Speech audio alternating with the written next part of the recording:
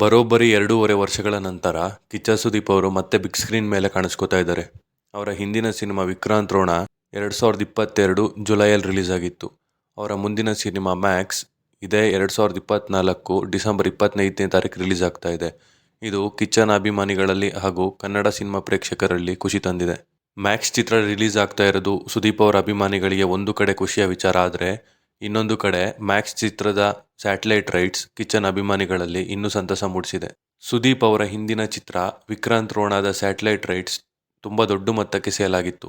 ಈಗ ಅದನ್ನು ಕೂಡ ಬ್ರೇಕ್ ಮಾಡಿ ಮ್ಯಾಕ್ಸ್ ಮುಂದೋಗಿದೆ. ಮ್ಯಾಕ್ಸ್ ಚಿತ್ರದ ಸ್ಯಾಟಲೈಟ್ ರೈಟ್ಸ್ ಎಷ್ಟಕ್ಕೆ ಸೇಲ್ ಆಯಿತು, ಹಾಗೆ ಯಾವ ಚಾನಲ್ಗೆ ಸೇಲ್ ಆಯಿತು ಅನ್ನೋದನ್ನ ನೋಡೋಣ. ಅದಕ್ಕಿಂತ ಮುಂಚೆ ವಿಡಿಯೋ ನೋಡ್ತಾ ಇರೋರಿಗೆ ಸ್ವಾಗತ. ನೀವು ಚಾನಲ್ಗೆ ಹೊಸಬ್ರಾಗಿದ್ದರೆ, ಇಲ್ಲಾಂದರೆ ಸಬ್ಸ್ಕ್ರೈಬ್ ಮಾಡ್ಕೊಂಡೇ ವಿಡಿಯೋನ ನೋಡ್ತಾ ಇದ್ದರೆ ದಯವಿಟ್ಟು ಸಬ್ಸ್ಕ್ರೈಬ್ ಮಾಡ್ಕೊಂಡು ನೋಡಿ. ನಮಗೆ ಸಬ್ಸ್ಕ್ರೈಬರ್ಸ್ ಎನರ್ಜಿ ಇದ್ದಂಗೆ. 2021ರಲ್ಲಿ ರಿಲೀಸ್ ಆದ ಸುದೀಪ್ ಅವರ ಕೋಟಿಗೊಬ್ಬ 3 ಚಿತ್ರದ ಸ್ಯಾಟಲೈಟ್ ರೈಟ್ಸ್ ಬರೋಬ್ಬರಿ 9 ಕೋಟಿಗೆ ಸೇಲ್ ಆಗಿತ್ತು. ಅದಾದ್ಮೇಲೆ ಸುದೀಪ್ ಅವರ ಮುಂದಿನ ಸಿನಿಮಾ ವಿಕ್ರಾಂತ್ ರೋಣದ ಸ್ಯಾಟಲೈಟ್ ರೈಟ್ಸ್ನ ಜಿ ಅವರು ತಗೊಂಡಿದ್ರು. ಅದು ಬರೋಬ್ಬರಿ 24 ಕೋಟಿಗೆ ಸೇಲ್ ಆಗಿತ್ತು. ಈಗ ಅವರ ಮ್ಯಾಕ್ಸ್ ಚಿತ್ರ ವಿಕ್ರಾಂತ್ ರೋಣ ಚಿತ್ರದ ಸ್ಯಾಟಲೈಟ್ ರೈಟ್ಸ್ನ ಬ್ರೇಕ್ ಮಾಡಿ ಸುದೀಪ್ ಅವರ ಸಿನಿ ಕೆರಿಯರಲ್ಲೇ ಮೂವಿ ಸ್ಯಾಟಲೈಟ್ ವಿಷಯದಲ್ಲಿ ನಂಬರ್ 1 ಪೊಸಿಷನಲ್ಲಿ ನಿಂತಿದೆ. ಮ್ಯಾಕ್ಸ್ ಚಿತ್ರದ ಸ್ಯಾಟಲೈಟ್ ರೈಟ್ಸ್ನ ಮತ್ತೆ ಜಿ ಅವರೇ ತಗೊಂಡಿದ್ದಾರೆ.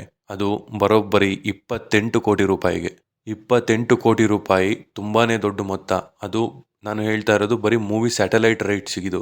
ಆಡಿಯೋ ರೈಟ್ಸ್ ಆಗಲಿ ಇಲ್ಲ OTT ರೈಟ್ಸ್ ಆಗಲಿ ಅದು ಮತ್ತೆ ಬೇರೆ ಬರುತ್ತೆ. ನಮ್ಮ ಕನ್ನಡದ ಚಿತ್ರಗಳು ಇಷ್ಟು ದೊಡ್ಡ ಮೊತ್ತಕ್ಕೆ ಸೇಲ್ ಆಗ್ತಾ ಇರೋದು ತುಂಬಾನೇ ಖುಷಿಯ ವಿಚಾರ. ಬರೀ ಸ್ಯಾಟಲೈಟ್ ವಿಷಯ ಅಲ್ದೇ ಈ ಸಿನಿಮಾ ಬಾಕ್ಸ್ ಆಫೀಸಲ್ಲೂ ತುಂಬಾ ದೊಡ್ಡ ಮೊತ್ತ ಮಾಡಲಿ ಅನ್ನೋದು ನಮ್ಮ ಕನ್ನಡಿಗರ ಆಸೆ. ಸುದೀಪ್ ಸರ್ ಹಿಂದಿನ cinema Vikrant Rona world wide box ಆಫೀಸಲ್ಲಿ 215 ಕೋಟಿ ರೂಪಾಯಿಗಳು ಮಾಡಿತ್ತು. ಮ್ಯಾಕ್ಸ್ ಚಿತ್ರ ಕೂಡ ವಿಕ್ರಾಂತ್ ರೋಣ ಚಿತ್ರದ ತರನೇ ಪ್ಯಾನ್ ಇಂಡಿಯಾ ಲೆವೆಲಲ್ಲಿ ರಿಲೀಸ್ ಆಗ್ತಾ ಇದೆ. ಮ್ಯಾಕ್ಸ್ ಚಿತ್ರದ world wide box office collection ಎಷ್ಟಾಗ್ಬೋದು ಅಂತ ನಿಮ್ಮ ಪ್ರಕಾರ ಕೆಳಗಡೆ ಕಮೆಂಟ್ ಮಾಡಿ. ಹಾಗೆ ಕರ್ನಾಟಕದಲ್ಲಿ ಎಷ್ಟು ಕೋಟಿ ಕಲೆಕ್ಟ್ ಮಾಡ್ಬೋದು ಅನ್ನೋದನ್ನ ಕೂಡ ಕಮೆಂಟ್ ಮಾಡಿ. ಹಾಗೆ ಚಾನಲ್ಗೆ ಸಬ್ಸ್ಕ್ರೈಬ್ ಮಾಡ್ಕೊಳ್ಳಿ. ಇಷ್ಟೊತ್ತು ವಿಡಿಯೋ ನೋಡಿದ್ದಕ್ಕೆ ಧನ್ಯವಾದಗಳು. ಮತ್ತೊಂದು ವಿಚಾರದ ಜೊತೆ ಮತ್ತೆ ಸಿಗ್ತೀನಿ. Thank you.